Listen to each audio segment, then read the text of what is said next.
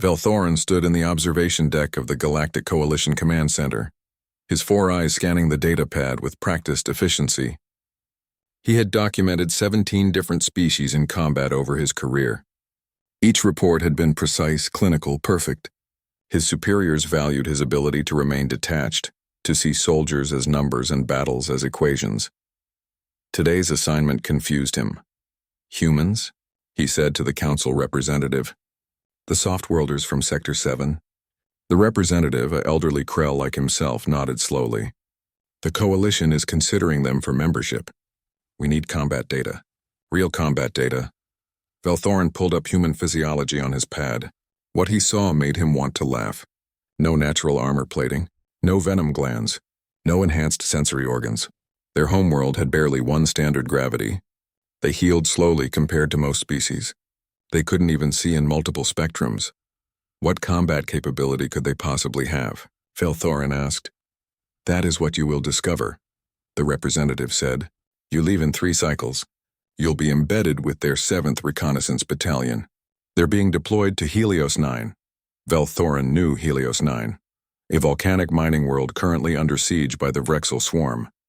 The Vrexel were serious threats, all chitin armor and bioacid weapons. They had overrun 2 coalition garrisons already. The humans volunteered for this? Velthorin asked. Apparently they did. That made even less sense. 3 cycles later, Velthorin met his human liaison in the transport bay. Captain Jiwan was smaller than he expected. Most humans were. She barely reached his chest, and Velthorin was not particularly tall for a Krell. She had dark hair pulled back tight and eyes that seemed to find something amusing. Observer Velthorin, she said, extending her hand in the human greeting gesture. Welcome to the 7th Battalion. He took her hand carefully. Human bones were fragile. Her grip was surprisingly firm. I have reviewed your species' physiology, Velthorin said. I am concerned about your survivability in combat conditions. Jiwan's mouth curved upward. Humans called this a smile, though Velthorin couldn't understand why they bared their teeth when pleased. That's sweet. Don't worry, Observer. We're tougher than we look. She led him through the transport ship. Velthorin had expected military order, rigid discipline. Instead, he found chaos. Human soldiers sat in groups, laughing loudly. Some played games. Others listened to what humans called music, though it sounded like organized noise to Velthorin's ears. One young soldier was showing others pictures on a small device. This is your pre-combat preparation? Velthorin asked. This is us being normal, Jiwan said. You want to meet the commander. Commander Taman was older than most of the soldiers. His face had lines that humans got from age and stress.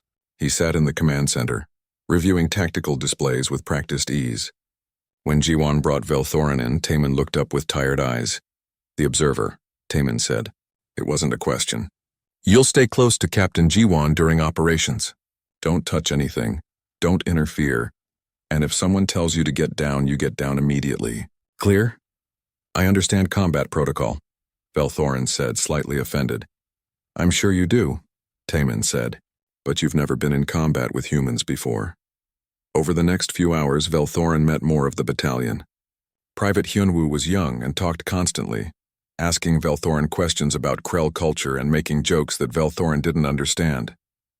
Sergeant Borum was quiet and efficient, managing supplies with careful attention. Combat medic Mina was gentle when she examined Velthorin to understand his biology, just in case. Hope I don't have to patch you up, Mina said. But if I do, I will. I will remain in observation position, Velthorin assured her. Away from danger. Mina smiled, that strange human smile. Sure you will. The transport dropped out of faster-than-light travel above Helios 9. The planet looked angry, all red and orange with volcanic activity. Velthorin could see the Vrexel ships in orbit and the defensive positions on the surface. This was a war zone. Drop in 30 minutes, Taman announced over the ship's communication system. Standard insertion. Watch your spacing. Remember your training. Velthorin turned to Jiwan. Standard insertion protocol. You will use landing craft? We use drop pods, Jiwan said. Drop pods? Those are for equipment and supplies. Those are for us, Jiwan corrected. She was putting on armor now piece by piece. It looked inadequate to Velthorin. Thin plates, lots of exposed areas. You'll be in one with me. Don't worry, they're mostly safe. Mostly? 97% survival rate on combat drops, Jiwan said cheerfully.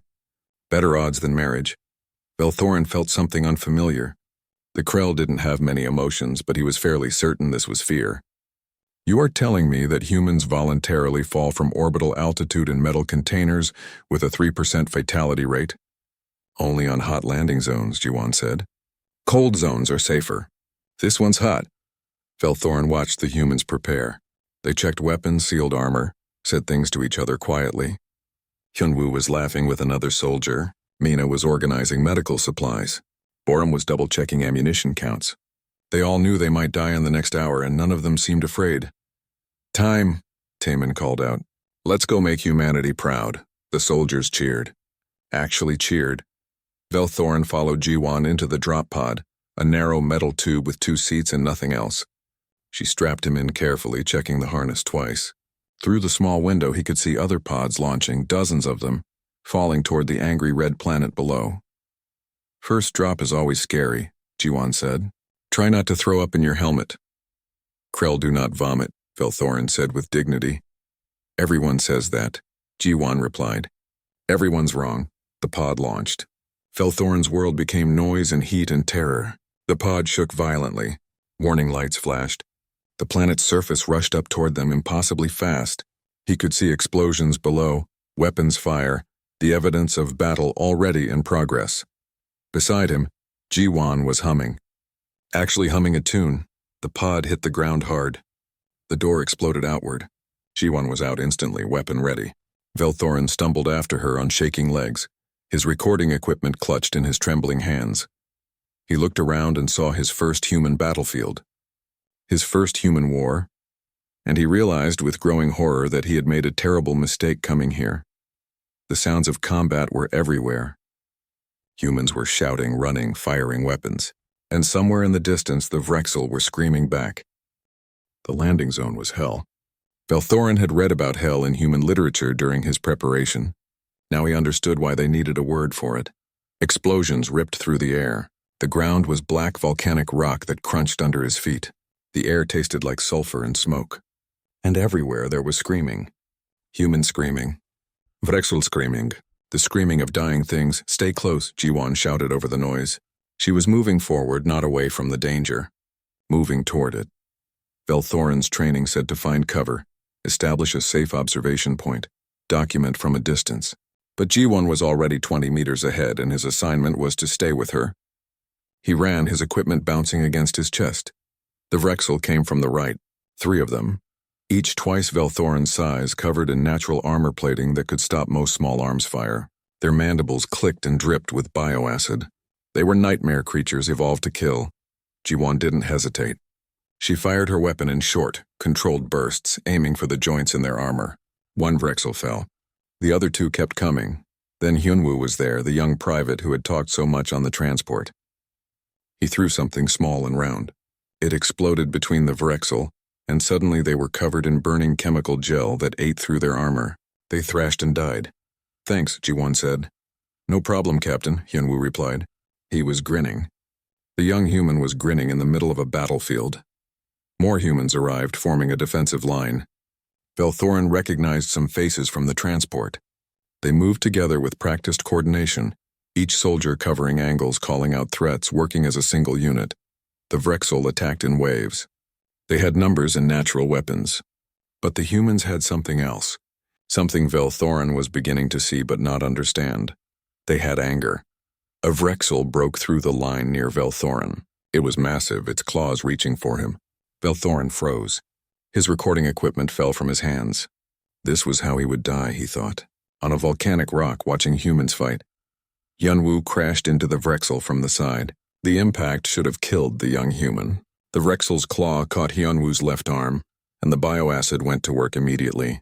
Velthorin watched in horror as the flesh dissolved, as bone became visible. Hyunwoo screamed. But he didn't let go.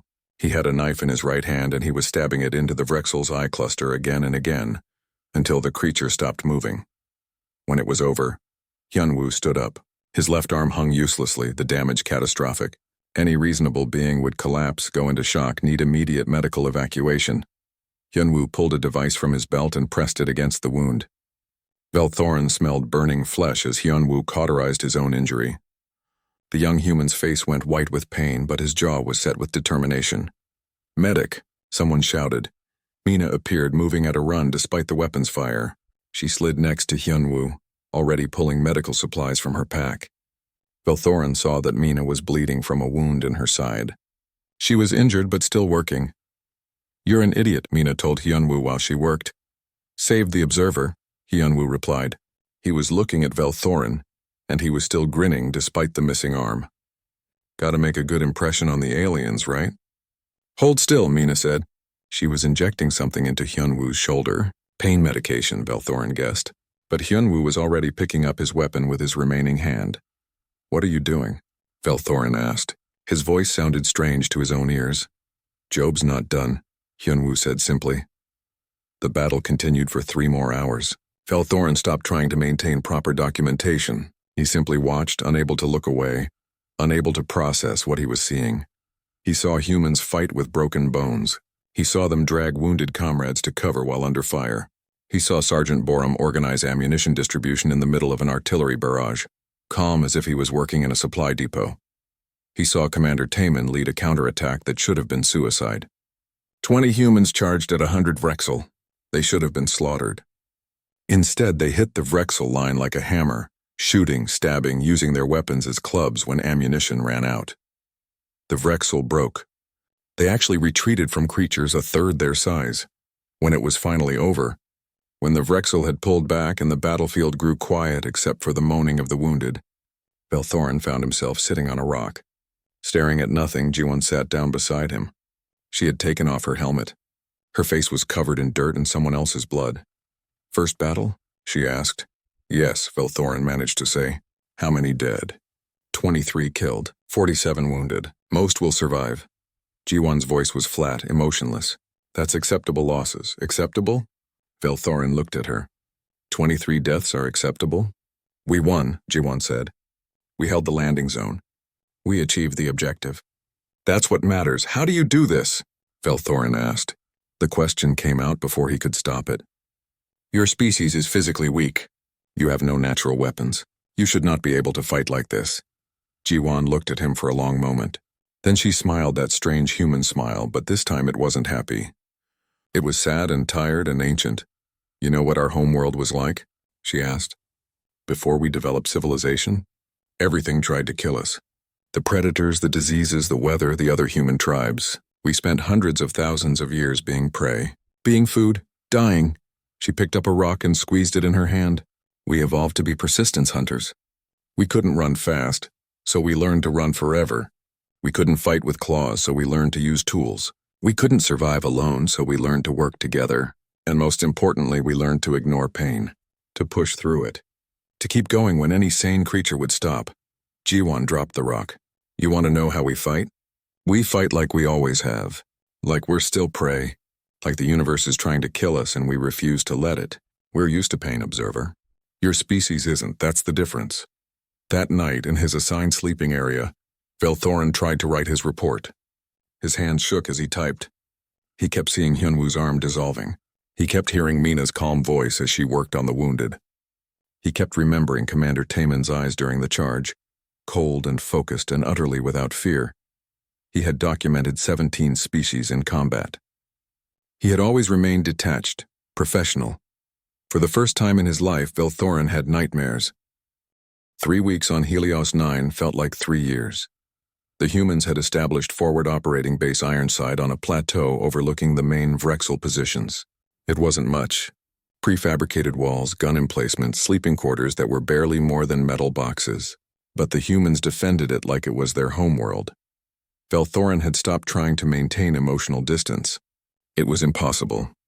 He ate with the soldiers, slept in the same quarters, endured the same artillery strikes that shook the base every night. He learned their names, their jokes, their habits. He learned that humans sang songs when they were afraid, that they wrote letters to families they might never see again, that they cried sometimes in private where they thought no one could see, but they never broke. The supplies were running low. The relief convoy had been delayed by Vrexel activity in orbit. Sergeant Borum called a meeting with the squad leaders and explained the situation calmly. We're on half rations starting tomorrow, Borum said. Rotation system. Each soldier eats full rations every other day. On off days, you get water and vitamin supplements only. Rotation starvation, Jiwan explained to Velthorin later. We take turns not eating, so others can maintain combat effectiveness. It's not fun, but it works. Your species can function while starving? Velthorin asked. For a while, Jiwan said. She was thinner now than when they'd arrived. They all were. Humans evolved as persistence hunters. We could track prey for days without eating, waiting for it to collapse from exhaustion. Our bodies are designed to keep moving even when we're starving. It hurts, but we can do it. Velthorin thought about his own species. Krell needed regular nutrition. 3 days without food and they became weak, unable to think clearly. These humans had been on reduced rations for a week and were still fighting every day. The night attacks were the worst. The Vrexel preferred darkness. They had better night vision than humans, better senses. They should have had every advantage. But the humans adapted. They set up thermal sensors, starlight scopes, motion detectors. They learned to fight blind, to trust their equipment and each other. Velthorin experienced his first night assault on his 23rd day on Helios 9. The alarms woke him from uneasy sleep. He grabbed his recording equipment and stumbled out of his quarters, following the sound of weapons fire. The base was chaos. Vrexel had breached the eastern wall. Humans were fighting in near-total darkness, their weapons flashing like lightning. Velthorin could barely see, but the humans moved with confidence, calling out positions, coordinating fire. A Vrexel appeared in front of him. Velthorin froze again, as he always did. He was an observer, not a fighter. His species didn't have warrior instincts. Then Hyunwoo was there. The young private had a mechanical arm now, crude but functional. He used it to grab the Vrexel by its mandibles while he shot it with his other hand. The Vrexel thrashed and died. You okay, observer? Hyunwoo asked. He still called Velthorin observer, but now it sounded almost affectionate. I am unharmed, Velthorin said. Thank you again. No problem, Hyunwoo said. You're like our little brother now. We take care of you, little brother. Velthorin had read about human family bonds, about how they protected each other, even at cost to themselves. He had thought it was exaggeration. Now he understood it was simply truth. The battle lasted until dawn. When it was over, Mina worked through the wounded with grim efficiency. She had been awake for 36 hours straight. Her hands shook from exhaustion, but they never wavered when she worked. Velthorin had been hit by shrapnel during the fight. Nothing serious, just a piece of metal embedded in his shoulder, but it hurt badly. Mina cleaned and bandaged it while he tried not to make sounds of pain. You're doing good, Mina said softly. Better than most first-timers. I am not a fighter, Velthorin said. I should not be here. None of us should be here, Mina replied. But here we are anyway. She showed him something after she finished with his wound. A small box filled with papers. Letters, he realized. Written in human script. These are for the families, Mina explained. Every soldier writes one before deployment. If they die, I make sure these get sent home. I've got 23 in here now. 23 letters I have to mail. Her voice cracked slightly on the last word. Velthorin saw tears in her eyes. You feel their deaths, he said. It wasn't a question. Every single one, Mina whispered. I remember all their names. I remember what they said when I tried to save them. I'll carry that forever. Why do you continue? Velthorin asked. If it causes such pain? Mina looked at him with tired, ancient eyes. Because they need me. Because maybe I can save the next one. Because giving up isn't an option. That afternoon, Velthorin witnessed something that would haunt him more than the battles. Private Dohyun was caught trying to abandon his post. He had been planning to steal supplies and flee into the volcanic wastes. He was terrified, broken by the constant fear and violence. Commander Taemin held a quick tribunal. The evidence was clear. Dohyun didn't deny it. I can't do this anymore, Dohyun said. He was crying. I just want to go home. I just want this to stop. We all want that, Taemin said. His voice wasn't angry. It was sad. But we have a duty. We have each other. You abandon that, the sentence was death. Jiwan carried it out with a single shot. Quick and clean. They buried Dohyun that evening with full military honors despite his crime. The humans sang a song for him, their voices rough with emotion. He was still one of us, Hyunwoo explained to Velthorin. He just couldn't carry it anymore. But we don't leave anyone behind. Even our failures get honored. Velthorin didn't understand. The contradiction broke his analytical mind. Humans showed mercy and brutality in the same breath. They killed their own and mourned them. They endured suffering that should break them and somehow found strength in it. On the 30th day, Commander Taman called a briefing. Intelligence had located the source of the Vrexel coordination. A queen, deep in a hive complex 5 kilometers from the base. If they could kill her, the swarm would scatter. It's a suicide mission, Taman said flatly. Maybe 1 in 4 of us survive, and that's if we're lucky. But if we don't do this, we'll die here slowly anyway. The choice is how we die, not if. Velthorin spoke up before he could stop himself. This is madness. Wait for reinforcements. Request orbital support. There must be another way. Taman looked at him with those tired, ancient eyes. We didn't come here to wait, observer. We didn't come here to survive. We came here to win. That's what humans do. We don't quit. We don't run. We finish what we start, no matter the cost. The soldiers voted. Every single one chose to attack. Velthorin realized he was going to watch them die. All of them. These humans who had protected him, fed him, treated him like family, and there was nothing he could do to stop it. The assault began at dawn on the 32nd day. Velthorin had argued against being included in the strike team. He had actually begged to remain at the base. Commander Taman had refused. You wanted to observe humans in combat, Taman had said. This is what we look like when everything is on the line. You need to see this. You need to tell them what we are. So Velthorin found himself in the staging area, wearing borrowed armor that fit poorly, carrying his recording equipment and a sidearm he barely knew how to use. Around him, 147 humans prepared for battle. Nearly every able-bodied soldier in the base. Mina checked his armor straps personally. Stay behind me, she said. When things go bad, and they will go bad, you find cover and you stay there. Understand? I understand, Velthorin said. His voice sounded strange. Hollow, Hyunwoo clasped his shoulder with his biological hand. The mechanical one clicked and whirred as it moved. Don't worry, observer. We're pretty good at the impossible. The march to the hive entrance took 2 hours. The Vrexel knew they were coming. The creatures attacked in waves, trying to stop them before they reached the tunnels. The humans moved in a tight formation, covering each other, leaving no gaps.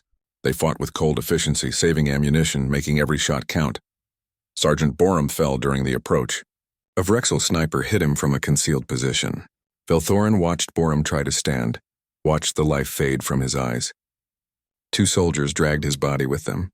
No one left behind. Even the dead came along. The hive entrance was a massive tunnel carved into the volcanic rock. It descended into darkness so complete that even human lights could barely penetrate it. The air coming from it smelled like rot and acid. 3 kilometers to the Queen's chamber, Taman said. Standard tunnel fighting formation. Watch for ambush points. Move fast, hit hard, don't stop for anything. They entered the darkness. Velthorin had thought the surface battles were hell. The tunnels were worse. The Vrexel attacked from above, below, from side passages that appeared without warning. The humans fought in spaces so tight they could barely move, in air so toxic that their filters struggled to clean it, in heat that made Velthorin's head spin, and still they advanced. Velthorin lost track of time. There was only the darkness, the weapons fire, the screaming. He followed Mina like he'd been told, staying close, trying not to be a burden. He saw humans die in the dark, saw them pull themselves forward with broken legs, saw them fight with wounds that should have killed them. They reached a choke point, a narrow passage that the Vrexel had fortified. Heavy weapons fire poured from the other side. The advance stopped. Borum was gone, but the humans still had their training. A young corporal that Velthorin didn't know well called for volunteers to flank the position.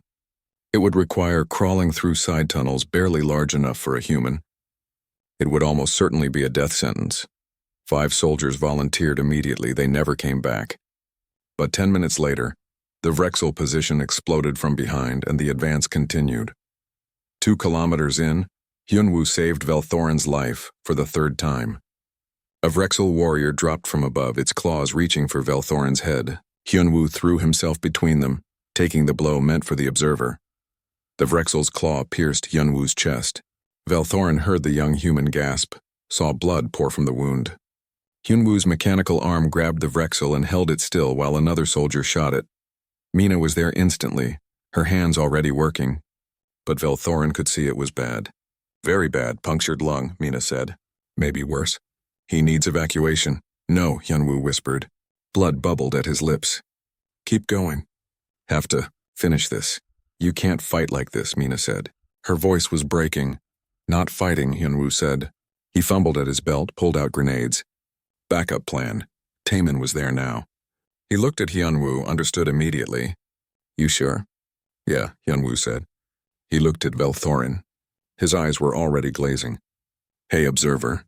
Tell them we were brave, okay? You are brave, Velthorin said. He was crying. He didn't know when he had started. You are the bravest beings I have ever known. Hyunwoo smiled. That strange human smile, full of teeth. Then Taemin and two others picked him up and carried him forward. The Queen's chamber was vast, a cathedral of living rock and Vrexel construction.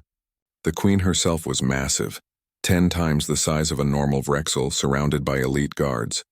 She screamed when the humans entered, a sound that shook the walls. The final battle was chaos.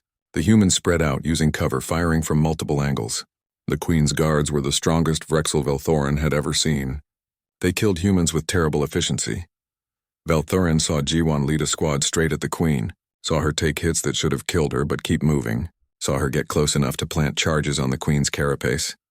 And he saw Hyunwoo, carried by 2 soldiers who were themselves wounded, throw his grenades at the Queen's guards. The explosion cleared a path. Hyunwoo died with that smile on his face. Jiwon detonated the charges. The Queen screamed and thrashed. She wasn't dead, not yet, but she was dying. The elite guards broke formation, trying to protect her. Taemin led the final push. Velthorin followed, no longer caring about observation or documentation. He had a weapon in his hands, and he was firing it, screaming along with the humans. When the Queen finally died, silence fell over the chamber. Then the hive began to collapse. Everyone out, Taemin shouted. Move now. The retreat was a nightmare. The tunnels were collapsing. Vrexel were everywhere, mindless without the Queen's coordination. Velthorin ran until his legs burned, until he couldn't breathe. Someone grabbed his arm and pulled him forward. Taemin, bleeding from a dozen wounds but still moving. They made it out. Barely. 43 soldiers emerged from the darkness. 104 had entered. Velthorin collapsed on the volcanic rock outside the hive. He watched the entrance collapse in on itself, burying the dead, burying Hyunwoo, Borum, and so many others whose names he had learned. Mina sat down beside him. She was bleeding from a wound in her side. She didn't seem to notice or care. We won, she said quietly. We actually won. Then she closed her eyes and didn't open them again. Velthorin screamed. Actually screamed, something Krell almost never did. He screamed until his throat was raw, until Jiwon pulled him against her and held him while he shook. I know, Jiwon whispered. She was crying too.